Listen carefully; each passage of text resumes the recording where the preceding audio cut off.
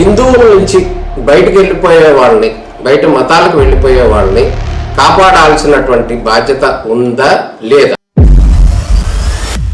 నమస్కారం. 22A endowment ల్యాండ్కి సంబంధించి కొన్ని రకాల అపోహలు ఉన్నాయి. దేవస్థానానికి సర్వే నెంబర్ 1/1 కేటాయించు, ఇంకొంత private survey number 2, survey number 3 అలా కేటాయించు. ఇప్పుడు దేవాదాయ ధర్మ శాఖలో ఎవరైతే థర్డ్ గ్రేడ్ వాళ్ళు లేకపోతే వీళ్ళు ఉన్నారో ఈ పోస్టులన్నీ కూడా లోపల వాళ్ళు కాకుండా తెలంగాణ వాళ్ళతో ఫిల్ చేశారు అనేటటువంటి ఆరోపణలు కూడా మీ మీద వస్తుంది. దానికి ఏం చెప్తారు? తెలంగాణ వాళ్ళు కాదు, ఇప్పుడు మొన్న పెద్ద వివాదం జరిగింది సార్ ఆంధ్రప్రదేశ్లో. ఇక్కడ పర్టికులర్గా నేను మీతో మాట్లాడేది త్రిపుల రఘురామకృష్ణరాజుకు సంబంధించిన ఆకువీటిలో ఉన్న ఒక టెంపుల్.